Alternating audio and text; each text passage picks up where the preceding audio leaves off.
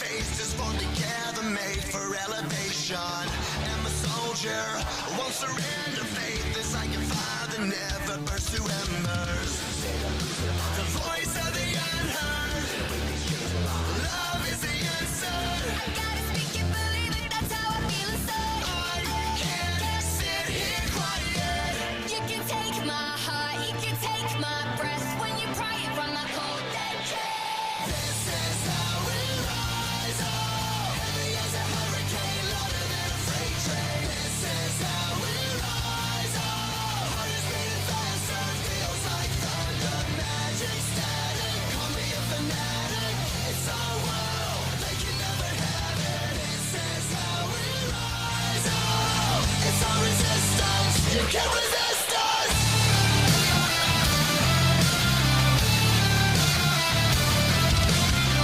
Can you hear me? Are you listening? Sleeping in the shadows could be making history. Through the fire, on the water, used to be a slave, but now you are a conqueror. They can take my heart, they can take my breath when they pry it from my cold dead chest. This is how we rise up. Heavy as a hurricane, louder than a freight train. This is how we rise up. Heart is beating faster, feels like thunder. Magic static, call me a fanatic. It's our world, they can never have it. This is how we rise up. It's our resistance, you can't resist us. We're rising up, rising up, we're rising up, rising up, we're rising up. This is how we rise up. It's our resistance, you can't resist us. This is how we rise up. Heavy as a hurricane, louder than a freight train. This is how we rise up. Heart is beating faster, feels like thunder. Magic static, call me a fanatic. It's our world, they can never have it. This is how we rise up. It's our resistance, you can't resist us.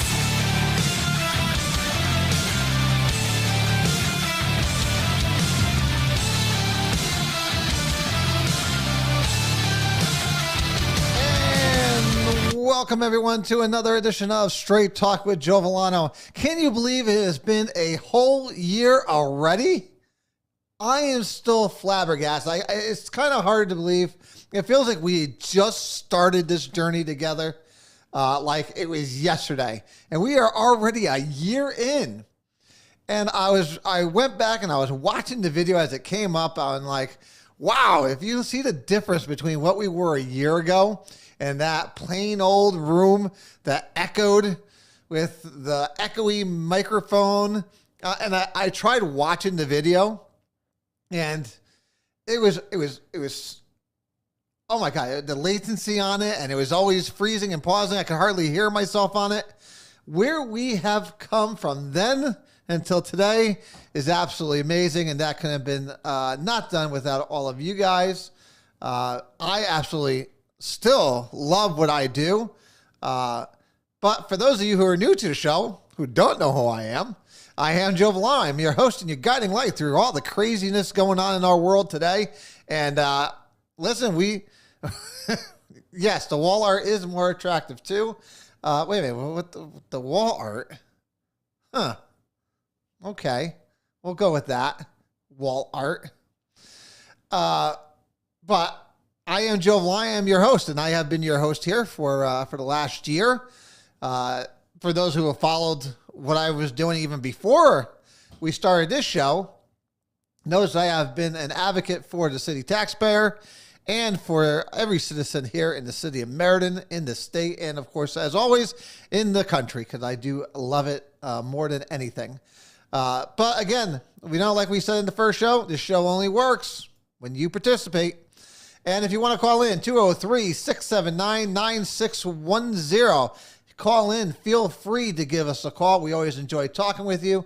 Or you can email us, straighttalkjv@gmail.com. And I thank everybody for their great emails congratulating us on our first year. I think we've done some amazing things over this year, and there's just so much more to come. But again, that is only because of each and every one of you out there who have, pulled up your boots and said, hey, I want to be part of the solution. And, we talked about this on the first show, and this is how I left the very first show. The very first show, this is how I left. I hope I'm picking the right one here. I believe it is this. But it kind of breaks down what this show is all about. And I said this on my first show. Among my many... And that's the wrong one. It's this one. That's for later. My campaign manager in my first election, yeah. So it just shows you that, you can work together. There is common ground. There's enough that when a Democrat wants to be a Republican's campaign manager. He was a great one. And we did very well. We put a hell of a campaign up. So as a first-time candidate, it was a lot of fun. Everybody has their part to do. I feel that this is my part. It's just to show you guys the side of me that most people don't see. Most people that see me might just see me on TV going after city council people for mistakes they made. On both sides.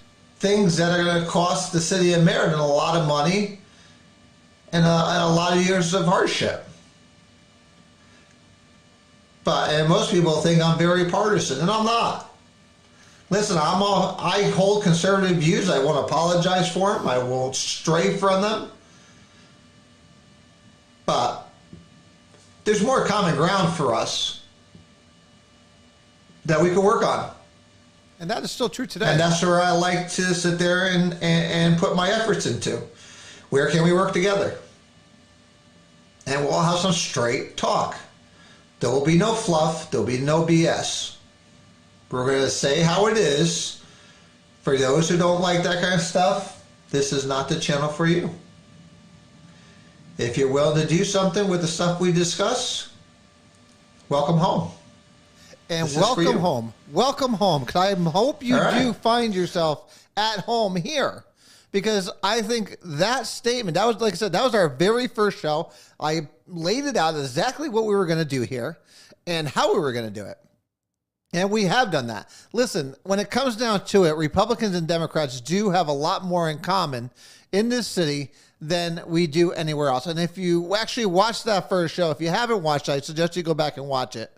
I specifically discussed how much I absolutely despise federal government. I despise it. I don't trust 99% of them. And the state government, not too far off from there. But as you get local, more local, you guys, the people become more conservative. That is a fact. And we have a lot more common ground to work with when you get more local.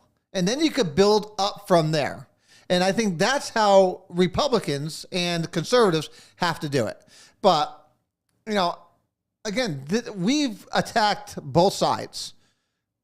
We are not, trust me, myself and this show, we are not loved by all Republicans, as much as people may believe. I am not Mr. Republican. There are a lot of Republicans that do not like me, and I'm fine with that. Just as long as there are enough Democrats out there that absolutely despise me. And there's a lot of Democrats that support me.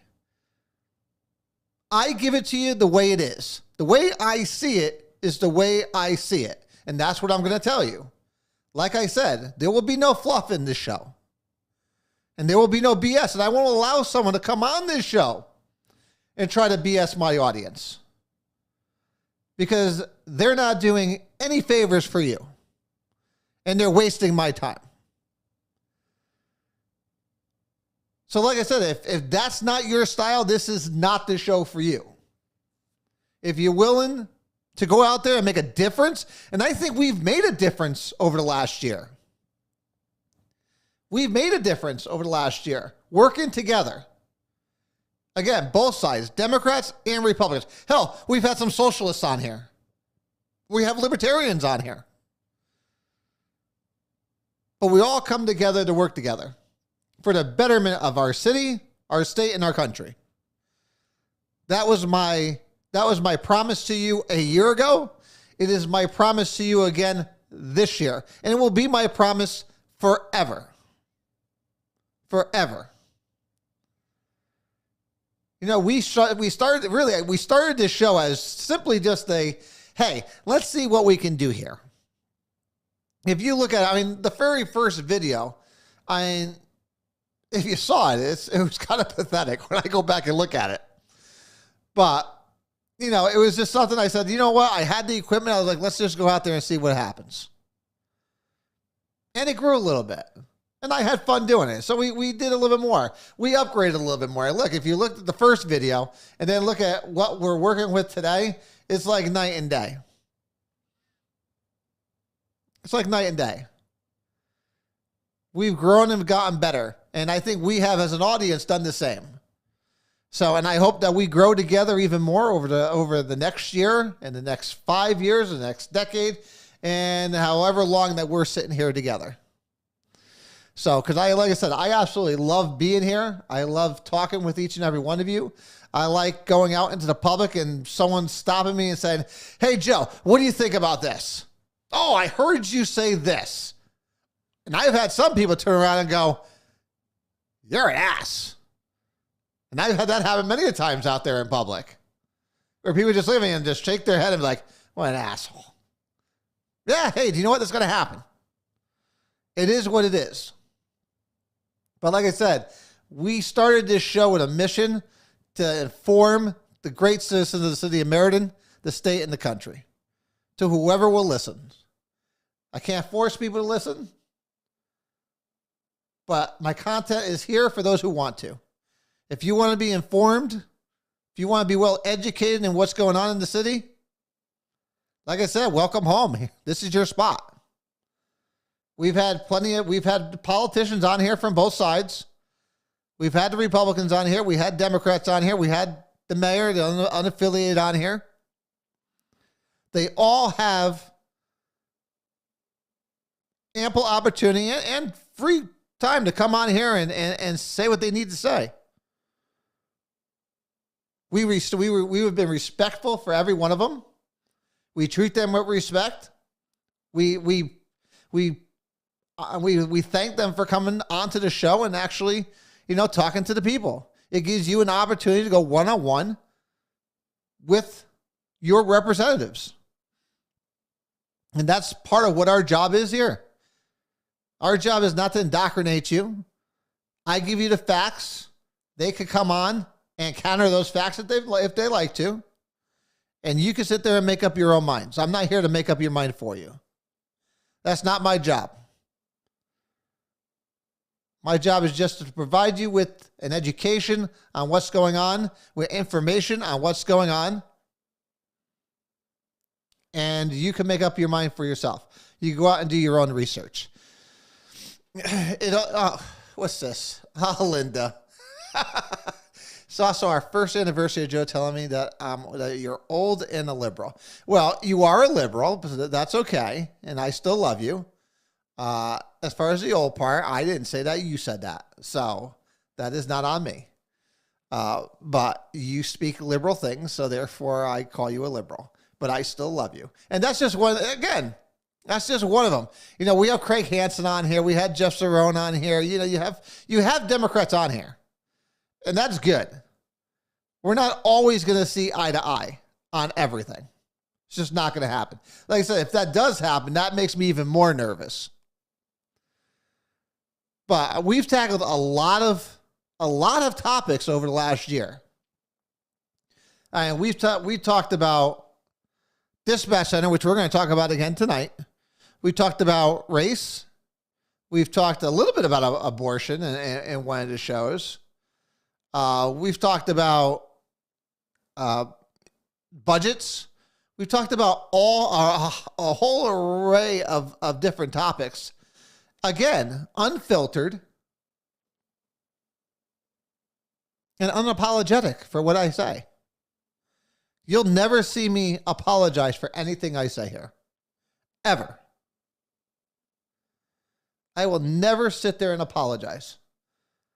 Because what I say is exactly how I feel. A lot of people did not like when I called out Sonya Jokes.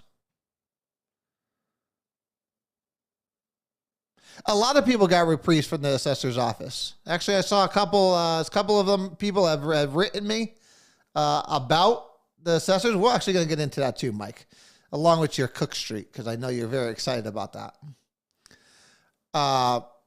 But you know, that's what we're here to do. We're here to, again, and I think, you know, this message board.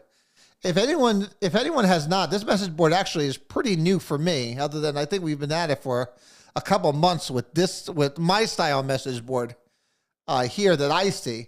You guys don't see the message board I have. Since we're on multiple platforms. We're on YouTube. We're on Twitch. We're on Facebook.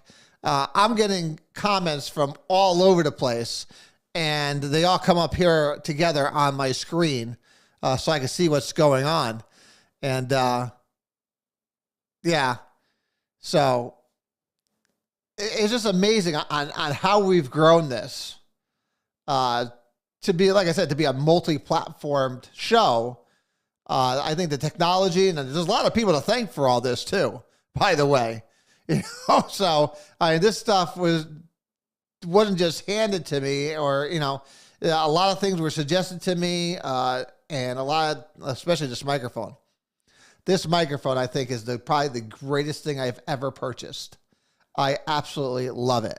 If you listen to our first show, I've gone through 4 microphones already. So I've gone through 4 microphones in the last year. And this, by far, is my favorite. I won't change from it. I think it doesn't echo. At least I don't believe so, because I've never heard it echo. I don't know if you guys are doing it on if you guys hear the same. And then my gift from Aaron bought me the board, which, again, totally game changer. Game changer. This board is amazing on the things I can do, and the fact that we could take it and do it remotely. So that's just a tip of the iceberg of the stuff that we've done to make this show better and to make it sound and look the way it does now compared to what it was when we first started. You see the graininess and the latency of the video, and we've got fiber in here now, thanks to Frontier. They did an amazing job putting fiber into the studio. Obviously, we have the brand new camera. That's a 4K camera that actually brightens everything up and makes us look halfway decent. And then, of course, like I said, the microphone and the new computer system that we have here, it's just all just come a long way. And again, and that's only because of you guys and the fact that you guys get this show out and about. And we've had thousands of people's views over the last year. In fact, tens of thousands. I think last time I saw overall, we had about 60-something thousand views on our shows over the last year. And again, that is only because of you guys. So, and I can't thank you enough. I look forward to, I'm honored to have done it for the past year. I'm going to be more honored to be doing it in the future, and we're going to keep this going. And hopefully we do that with you guys. So again, thank you for showing up and being here. So yeah, so I see everyone sitting here talking about the assessments. I will say I was reappointed to the Board of Assessment Appeals. I'm a little irritated by it as much as I am thankful for it. Obviously, I was on it before, but I was hoping and I was expecting to get on the CRB, and I have not spoken to Kevin yet about, I haven't had an opportunity to speak to him yet on why I was not put on CRB, because that is what I asked for. So the fact that he put me back on the Board of Assessment Appeals without me asking, I'm torn on the whole thing. So I'll speak with him in the weeks to come. I haven't heard of him reach out to anybody at CRB yet. So I just haven't heard anybody. I know the new social justice committee is out and about, and they are and they had that going now. So, but we'll see what happens. Listen, whoever is on the CRB, and we're gonna trust me, we're gonna look at that list and we're gonna scrutinize it, because it better be a very fair and balanced board. And I'm taking it's not, and I'll tell you why. And again, everyone knows my position already. Kevin Scarpati, the mayor, is going to run for state rep. If you don't know that, and you're believing the BS that they're trying to push, that no, he's not. He's running. Now, with that, he has to be very careful on what he does. He is walking a very fine line, because he's going to need, first of all, he's going to need to be a Democrat. So he's going to switch party affiliation to be a Democrat. He has to. There's going to be no two ways around that. The Democrats are not going to endorse an unaffiliated to be state rep. It's not going to happen. So he's going to have to go full-fledged Democrat, which I said he was going to anyways. But he needs to watch out. This Social Justice Commission and the CRB are two things that liberals, far left liberals, Kathy Abercrombie. So two far left liberals, Sonia Jelks, Cortez, and the rest of them, they're watching what he does. Same thing with Milley. And if he strays on these two commissions, he's in trouble. He's in trouble. So he needs to fall in line, which is why he's doing what he's doing. Will it help him in the end? I don't know. It all depends on, again, a lot of things are dependent on, what they do. She's retiring, Sue.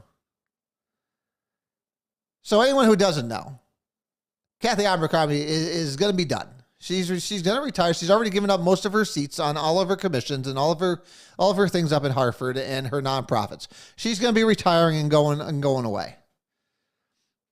And Kevin will be taking. And again, we spoke about this months ago, and I predicted this months ago. I predicted this the day, maybe like 3 weeks. It probably been right after the election. And I noticed this one thing. I noticed over at Hancock's, his photo with the former chief, Kaczynski, is still up there. And he's trying to solidify his support with police, because he knows the police accountability bill is still very much going to be debated up there in Hartford. Very much. And he needs to put on that, I support the police. He needs to keep it up, because he's going to run as a Democrat. If you run as a Democrat, then, that's what you have to do. Yeah, Dan, so I see Dan, our minority leader, just mentioned what we talked about last week. They had the new positions for the assistant city manager going on. Housing on Pratt, we talked. We didn't talk about too much on, especially since we didn't talk about the tabling of the tax abatement issue. And I don't know Dan, if you wanted to call in and talk about that, you're more than welcome to. I'm not too familiar with it on what they wanted, other than the fact that they didn't want 2 years of non-changed assessments. And then Secretive Murdoch Manufacturing, know nothing about that, Dan. So that is quite or is that the manufacturing that you voted against? Because I know we did talk about that. So listen, this is the time of the month. This is the time of the year where things really start to heat up. These are the times where things really, really start to heat up. You got budget season coming. Obviously, we have new projects going on. Obviously, we still have an out of control Board of Ed who are doing whatever they want to do. So, listen, there is a lot of stuff going on. And this does turn into a very busy time for us. In fact, if it gets that crazy, we'll go back to a 2-show-a-week program format. As of right now, we're just not going to do that. But we got a lot going on. And there's a thing. Again, things are going to be very interesting because I tell you what, there are a lot of taxpayers out there right now waiting to see what this city council does for multiple reasons. One, taxes. Taxes is the number one reason. Listen, you have a lot of assessments that have skyrocketed, which means if the mill rate does not really drop to like I said, around 25, 26, you're going to start seeing some big tax increases on homeowners. Listen, I'm waiting to see what happens. Because I've already talked about it. If it doesn't, I might sell my house. Like I said, I'm not going to pay that kind of taxes in the city of Meriden. That doesn't make any sense. Especially when they're talking about bringing more low-income housing into the city. When we already do 16.5%. So listen, there's a lot of things that are going to be coming up over the next couple of months. It is your job. It is your job as a taxpayer, as a citizen of this city, to make sure you're staying informed on it. Because like I said, this is the first time, we talked about this too a couple weeks ago, a couple weeks ago to a month, that this is the first time I've seen literally on social media renters freaking out. Renters freaking out about what's going on because they know their rents are going to go through the roof. We just talked about it last week with that survey that came out that the Councilwoman jokes that event she went to, where they're already complaining. Oh, there's not enough housing. It's going to be too expensive. It's funny that the same people who complain that it's going to be expensive are the same people that are making it expensive. And that's what kills me about politicians. It's what kills me about politicians. And these people and their cronies fall right in line. Right in line. If you look at everything going on in this city that Democrats are bitching about, they're the ones that implemented it. They're the ones that implemented it. It is absolutely amazing to me that people still fall for this. How people don't turn around and say, wait a minute. Democrats have run this show for 30-something years. How can they complain about something? They've had control over it. You can't blame a Republican for it. You can't blame people like Dan Bernay or Mike Carabetta or Ray Orlet or Bob Williams. You can't complain about them. I mean, you can't complain about them because they do some things that drive me nuts. But in the grand scheme of things, they have no control over anything. They voice their opinion. It's liberals in this city that have taken over the city council that have destroyed this city. And then they want to bitch about it and say, no, it's their fault. And people buy it. It doesn't make any sense to me. How people can be fooled so easily. Yes, I mean, the fact that people are uninformed about what's going on is what causes these problems. And if we just had an informed voting base, I don't believe this stuff would be happening. But people are very short-sighted. And again, I've said this many times, the public referendum was a prime example of that. The public referendum was a prime example of how short-sighted our citizens are. For the first time, you had a referendum to stop a budget. Democrats, Republicans, Independents came together in overwhelming numbers to say, no, stop. And by the time all was said and done, we had a worse budget than when we started. We ended up with a worse budget than when we started. And what happened? All those people that were pissed off and upset voted for the same people all over again. Voted for the same people all over again. It just absolutely blows my mind. Because they think about the here and now, and that's it.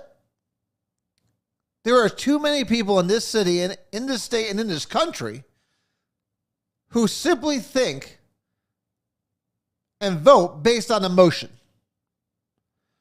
Emotions are good, but they can be an absolute killer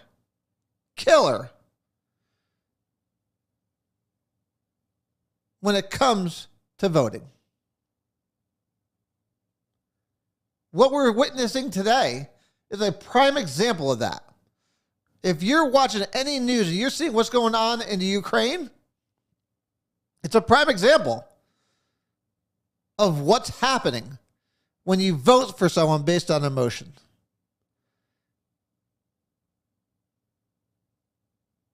It's no coincidence that Putin decided to go in now instead of for the last 4 years. Because they've been talking about it. Remember, they went into Crimea back when Obama was there. Because they knew they would do nothing. And then again, love them or hate them, you had Trump come in. Created peace in the Middle East. Got North Korea under control. Pushed Putin back. Destroyed ISIS. These things in it. These just were a coincidence. Trump put out a message and said, damn it, go ahead. I dare you to do it. And we will respond in kind 10 times over. He took the Reagan approach. Peace through strength. It's no coincidence that we didn't have anything going on. Everyone cried. He's going to start World War III. He kept all of our enemies in their place. But because people didn't like his tweets,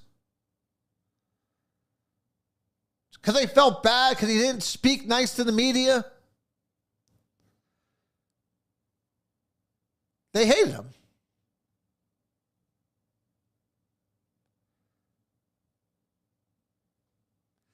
And now we have someone who's weak.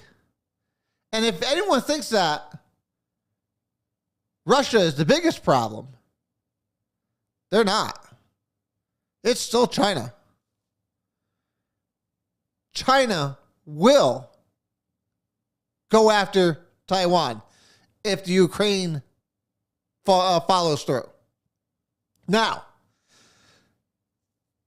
the whole thing about Ukraine is that, listen, Putin needed to do this in less than a week and a half.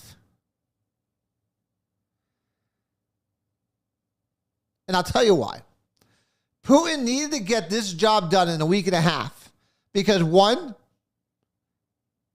the outrage, while a formative, it's out there, it would have went away if he could make this quick, fast. But just like anywhere else, when you come into a country, the people aren't just going to roll over. They're not just going to roll over. And thanks to one of our presidents, and it wasn't this one, who armed the Ukraine. We armed Ukraine. Donald Trump armed Ukraine when Obama won it. when Barack Obama would not support Ukraine and give them weapons, Donald Trump did. And if he didn't, we'd be looking at a whole different scenario going over there in Ukraine right now. Biden didn't want to get involved. He did not want to give arms to Ukraine. If you looked at the message that they sent back, they wanted to get the president out of Ukraine. He said, I need ammo, not a ride. That's a leader. That's a leader. Now, I don't know if a smart move would be going on the front lines. While that looks good in press, I don't think it's a good move strategically because you are still the president and you cannot be president and control everything that's going on strategically from a front line. So if that was a photo op, it was a damn good one.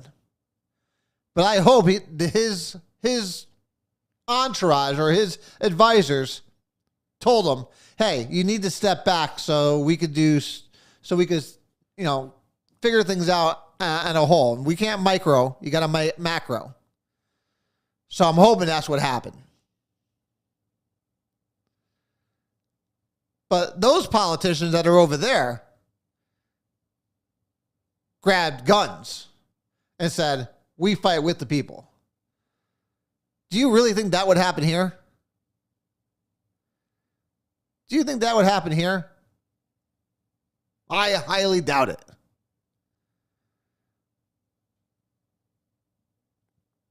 But I give credit to Ukraine. They are putting up a hell of a fight.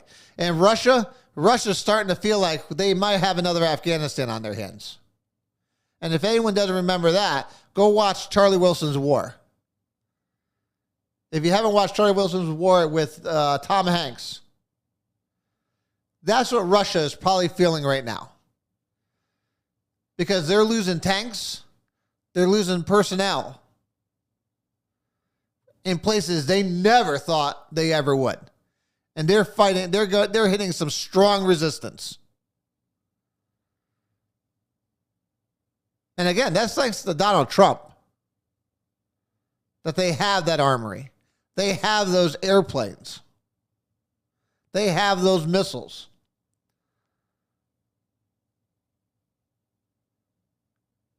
And apparently they have email. I mean, they have internet now, thanks to Elon Musk, so which is quite amazing.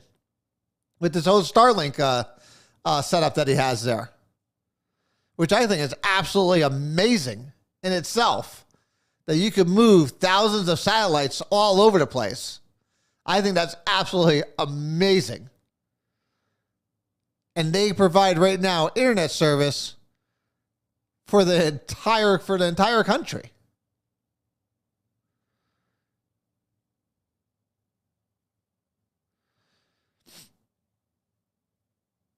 But it is amazing what's going on over there. My prayers and thoughts are with those of Ukraine. Keep up the fight. You guys are doing an amazing job. I hope that the countries around you will support you. I know. Listen, there's a couple of really big things that have been coming out to this. Listen, Russia is really taking a hit, and it's not from the sanctions. Russia has lived with sanctions for decades. They know they can get around sanctions. But if no one knows, BP, who is the largest supporter of Russian oil from Europe, has cut ties with them. They own 20% of Russia's energy companies. And they have cut ties with them. That's huge. The biggest thing that the foreign countries have done is they have taken away Russia's ability to do international banking because they shut off their SWIFT account, which again is something that's huge. But now the big question is, what will we do? Because obviously all this affects us. If anyone has oil in their house or really any energy, I mean, Tuesday was a free-for-all. Within Tuesday, I think I got my first email at 6 a.m. about price increases. And we went from $90 a barrel to $99 a barrel within an hour. We saw oil prices skyrocket 20 cents in less than 2 hours. And then it went up another 8 cents, and then it came down, and then it went back up again. All this affects you here, even though it's half the world away.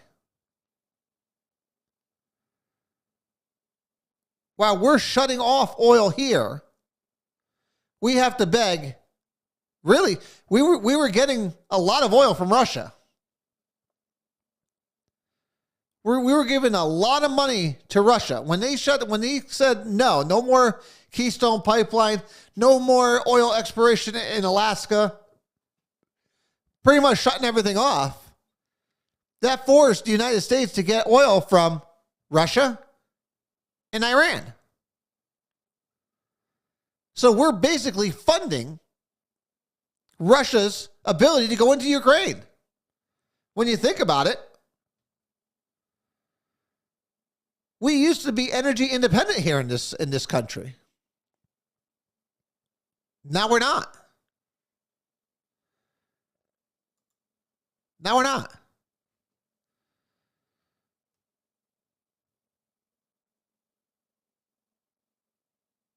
So again, Putin really needs to get this done and over with as quickly as possible. We really need it. So for Putin, he really needs to get this over and done with as quickly as possible. And for a military that's 4.5 times the size of Ukraine's, he should have been able to do it in a week and a half. But I think he made a lot of miscalculations. I think he made a lot of miscalculations on how much people care about their country. And they say, listen, Japan said the same thing about America. You could never, ever do a ground assault in the United States. Because everybody has guns. Everybody has guns. And that's the way it should be. You could never bring an occupying force into America. You would never make it a mile in. Well, the same thing with Ukraine. Like, I think someone said it in the comments. They're handing them out like candy. They're handing AK-47s out like they were candy to anyone who wants to help. And I think that's what Russia wasn't expecting.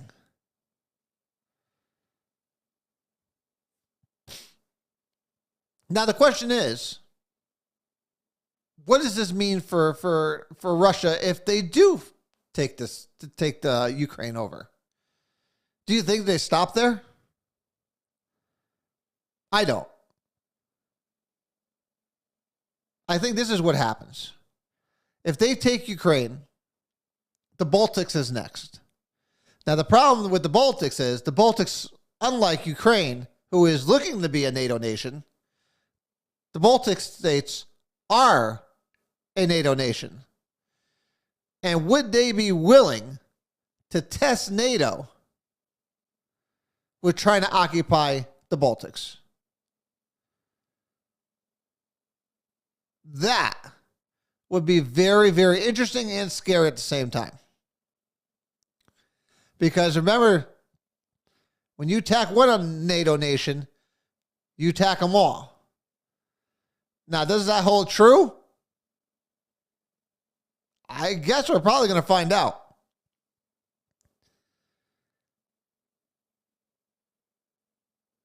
And while everyone thinks that there's no one that could possibly turn around and support Russia right now, There are many that are doing it secretly. China is definitely behind Russia. They're picking up a lot of the oil. They're taking a lot of the wheat. They're buying it up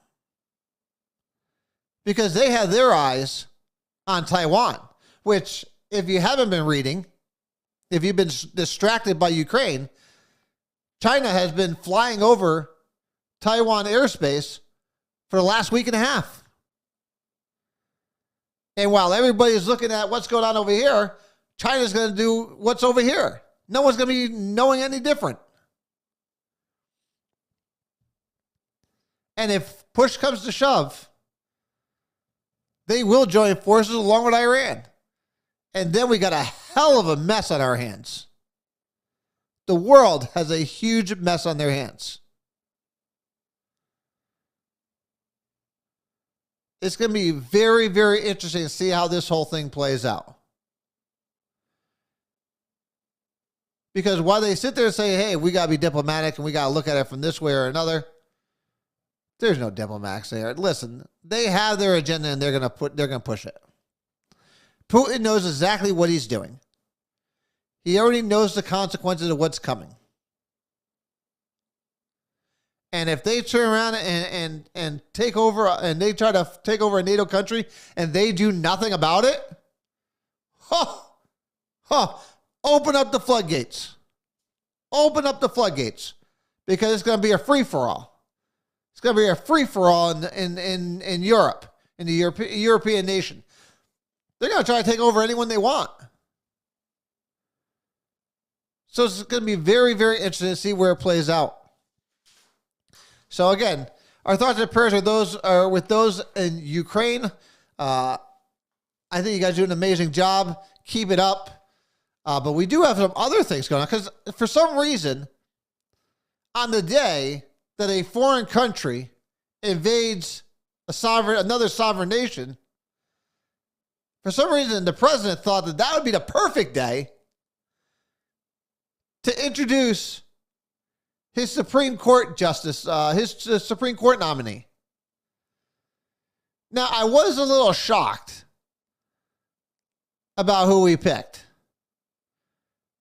I was a little shocked because while most people are out there saying that she's a hardcore leftist, she's this, she's that, if you look at her background, and we're talking about Judge Jackson, and I won't even try to pronounce her first name because I always screw it up. But she is a federal judge on the Court of Appeals for the Washington, D.C. district. And while most liberals talk about the injustices of America and our issues, this is what she said, and it was a breath of fresh air when I heard it coming from a liberal. Here's what she said. Among my many blessings, and indeed the very first, is the fact that I was born in this great country. The United States of America is the greatest beacon of hope and democracy the world has ever known. I was also blessed from my early days to have had a supportive and loving family. My mother and father, who have been married for 54 years, are at their home in Florida right now, and I know that they could not be more proud. That is everything liberals hate. That is everything liberals hate. They don't want you speaking like that, especially if you're an African American woman. They don't want you talking like that. Because they don't believe that this is the greatest place on earth. They don't believe it's a privilege to live here. They think they're held down. You've had liberals preaching that for decades, that you are oppressed here if you're an African American. But if you don't know who her parents are no liberals. Her parents are no liberals. If you look at her parents, they're more conservative. To all her hard work, duty to country, She wasn't getting this bombardment of negativity about this country growing up. Her dad was a history teacher, a high school history teacher, turned lawyer.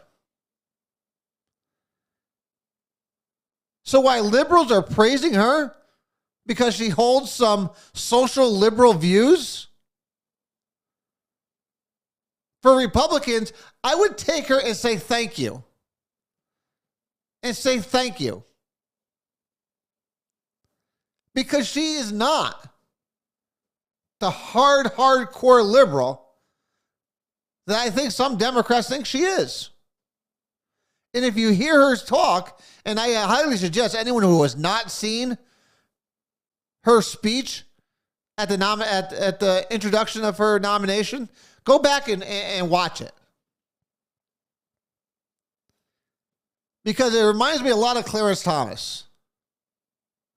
And while they don't see the same political views, I think they see the law in the same way. And I think they're going to interpret the law in the same ways. Now, again, she's very unique. She's very unique. If you've seen what she's done in the past, she is the first justice since Thurgood Marshall to be a criminal defense attorney. Yeah, there's only been one.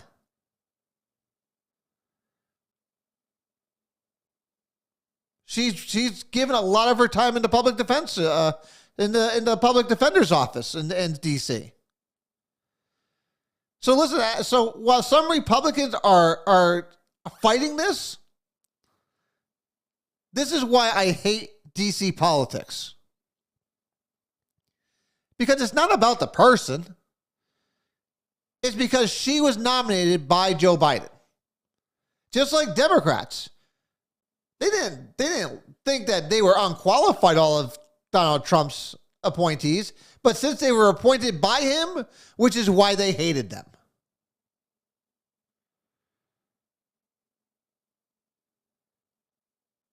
She has family members that are in prison for life for drugs. But she also has family members that have been police chiefs in places like Miami. And her brother is a police officer. I don't know about you guys. As a Republican, like I said, I take her with a big smile on my face and say thank you. Thank you. First, it doesn't change the dynamics of anything. It's still a 6-3 conservative court. So this doesn't change anything.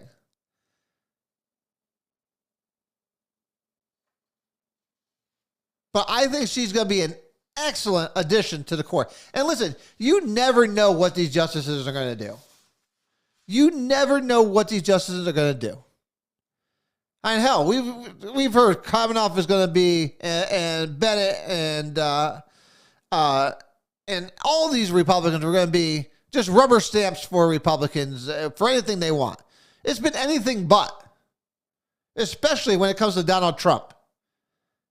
It seems like everything that comes before the courts for Donald Trump have been rejected.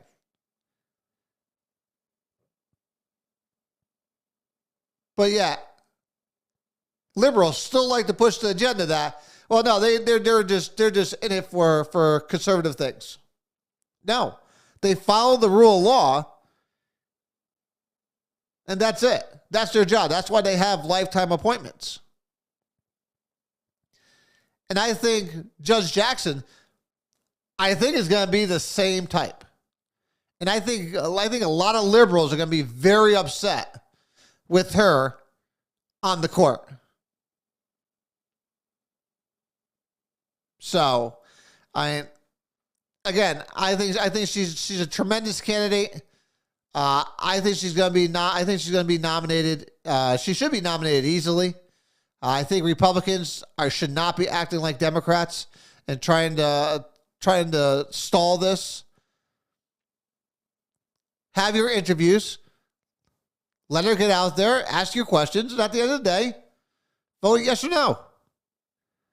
But I think they will vote yes. I think Republicans will not play the same game as Democrats like, and I think that she will be nominated or confirmed into the Supreme Court, and we'll congratulate her when that happens. So let's move to some local politics, because there is some local stuff going on. I know Dan Bernay mentioned a couple of things that were going on. Now, I saw this. Now, I saw this story, and I immediately thought of you, Mike, when I saw that there was a fire reported in the building on Cook Ave. And I sat there, as soon as I looked at it, I was like, oh, boy. I was like, I'm going to hear about this one from Mike. And sure enough, I think maybe a couple of hours after that, Mike, you sent me that message about Cook Ave. But I did receive another one and asked if it changed my mind on it. And no, it does not. Listen, the fire started. I don't know how it started. I'm sure we'll figure it out in the weeks to come. I'm taking it. It was probably some squatters in the building, or some mischievous kids. Who knows? But we'll find out. But it doesn't change my opinion on the whole Cook thing. Listen, it is what it is. I think eventually it will be developed. It will be developed, and they'll do something phenomenal with it. I think at the end of the day, I'm hoping that it will turn into a 55 and older complex, maybe assisted living. But to sit there and say we should change our whole view on the Cook Avenue building after a fire, just because of a fire, doesn't make much sense to me.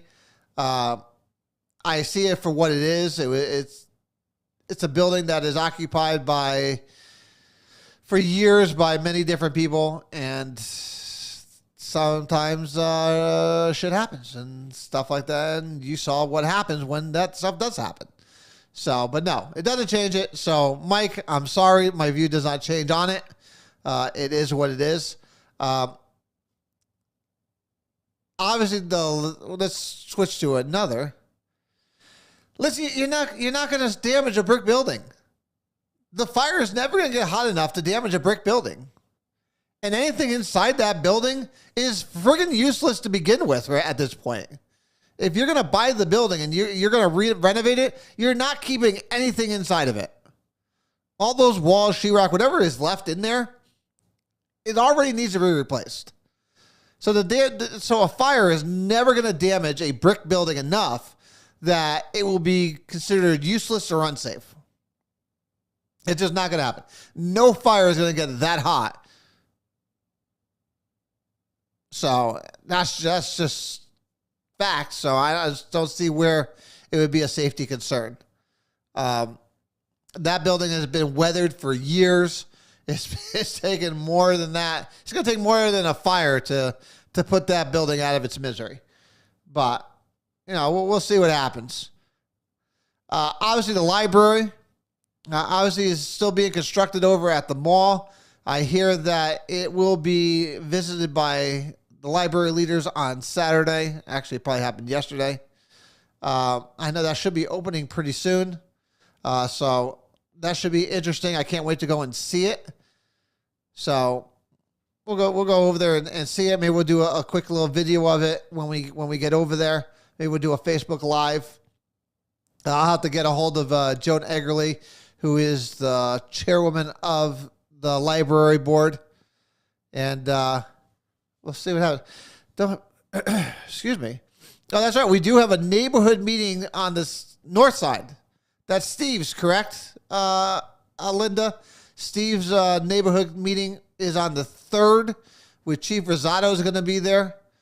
So make sure if you get an opportunity to go see it.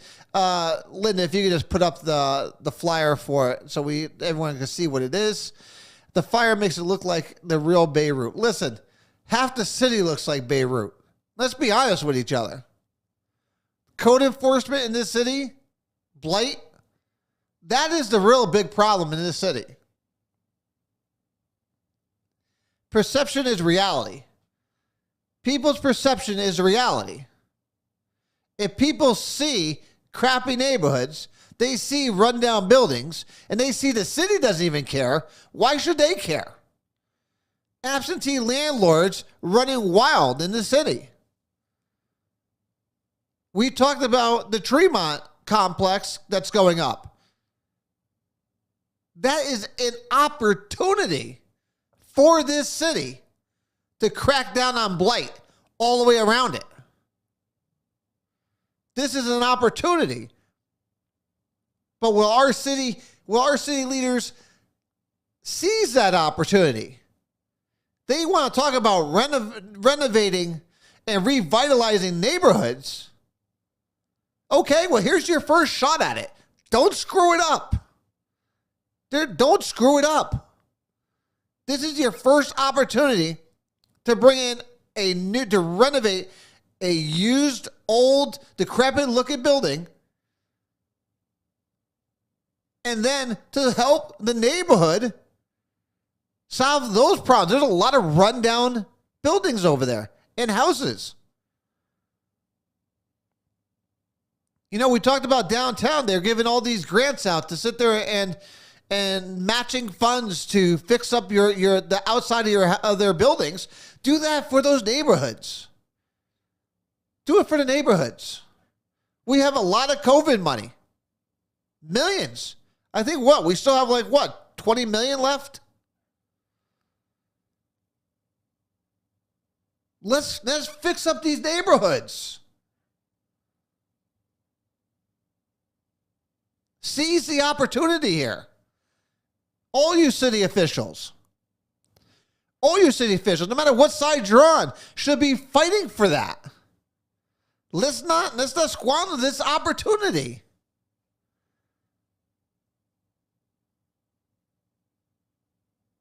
We'll see what happens. I don't have much high hopes for it.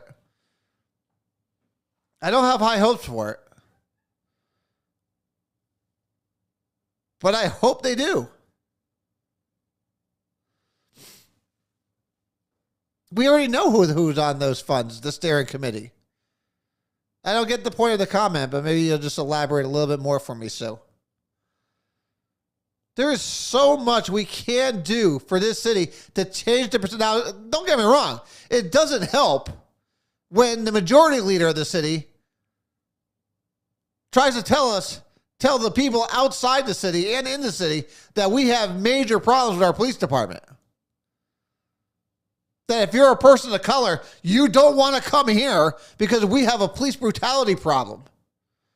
Or we have a racism problem in the city. It doesn't help when your majority leader is saying shit like that.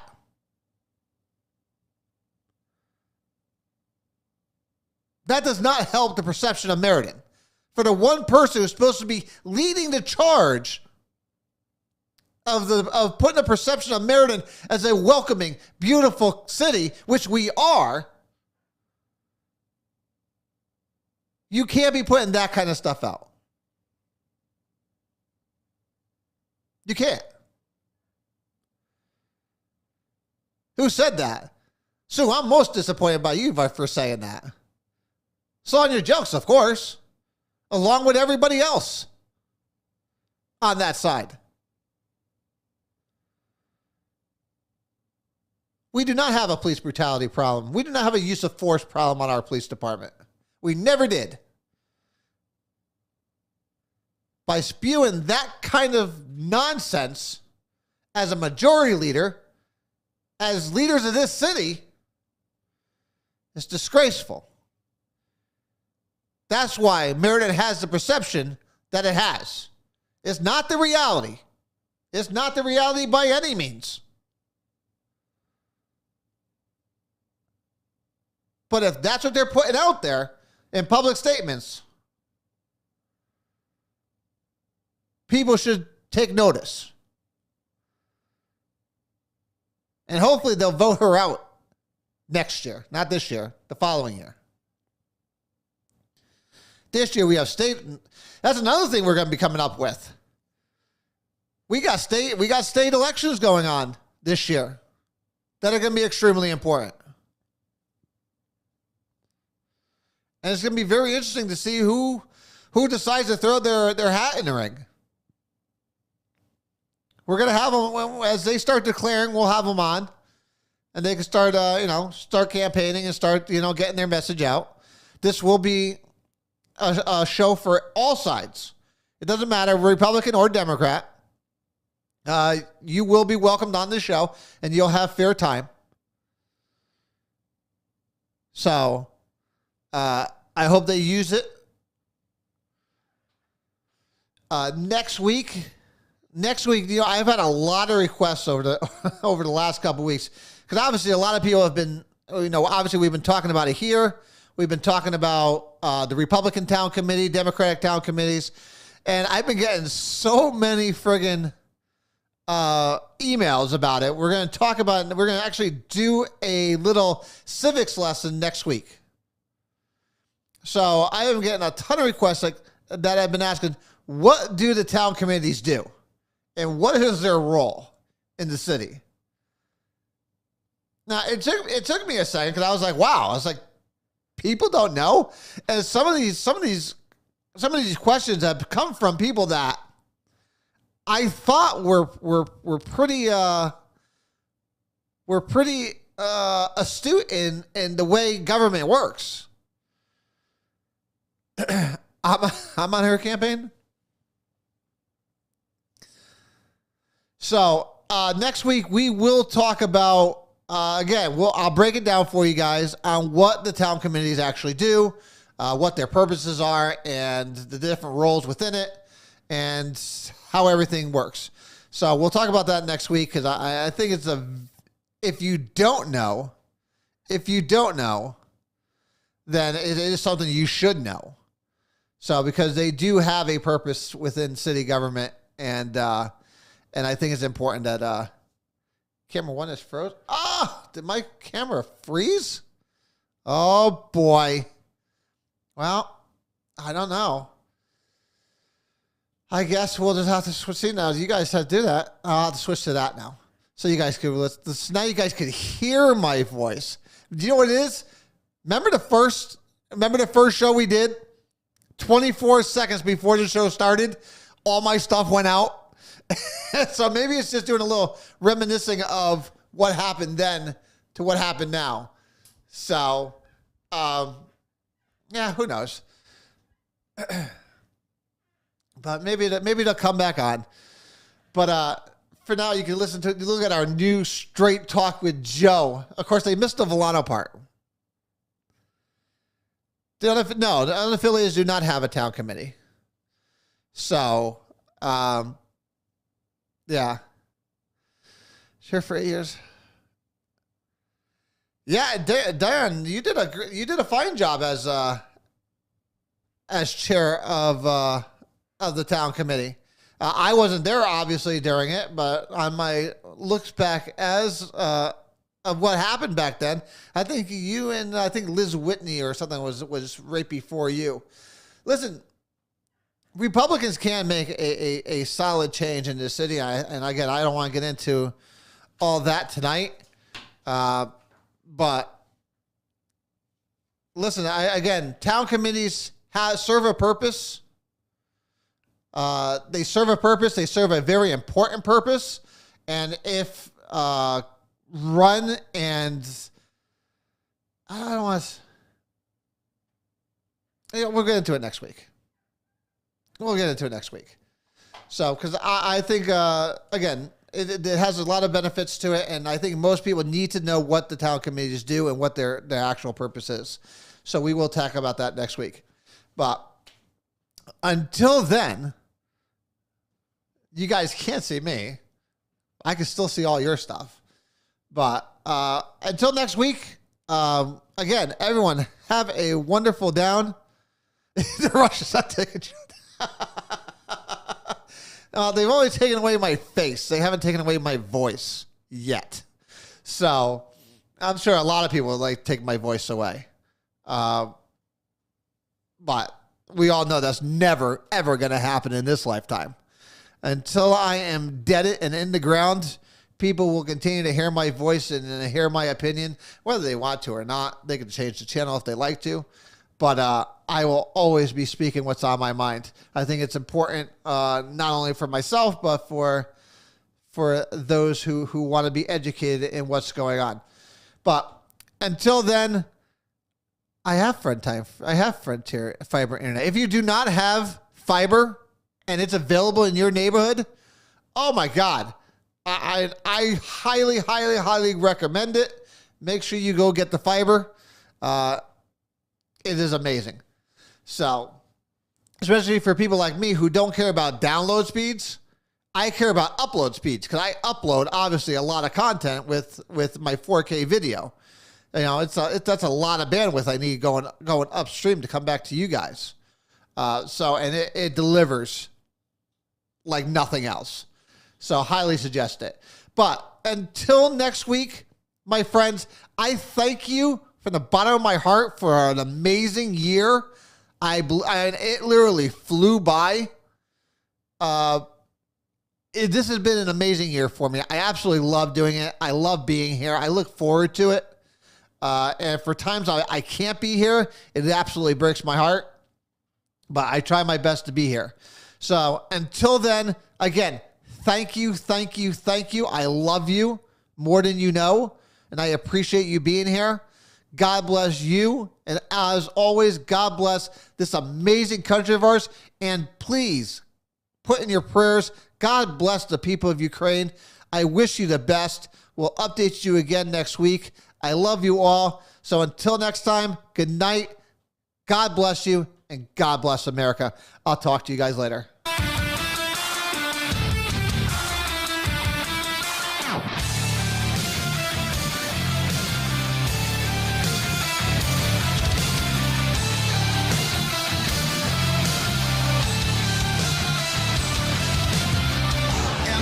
And the million faces formed together, made for elevation. And the soldier won't surrender faith. It's like a fire that never burns to embers. The voice of the unheard. Love is the answer. I gotta speak it, believe it, that's how I feel inside. I can't sit here quiet. You can take my heart, you can take my breath when you pry it from my cold dead chest. This is how we rise up. Heavy as a hurricane, louder than a freight train. This is how we rise up. Heart is beating faster, feels like thunder. Magic static, call me a fanatic. It's our world, they can never have it. This is how we rise up. It's our resistance, you can't resist us.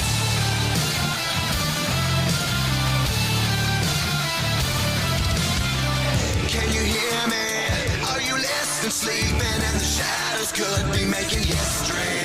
Through the fire, on the water, used to be a slave, but now you are a conqueror. They can take my heart, they can take my breath when they pry it from my cold dead chest. This is how we rise up. Heavy as a hurricane, louder than a freight train. This is how we rise up. Heart is beating faster, feels like thunder. Magic static, call me a fanatic.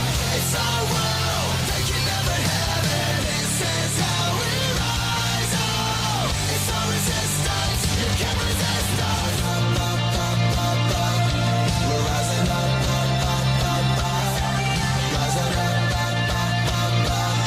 we're rising up, rising up, we're rising up. This is how we rise up. It's our resistance, you can't resist.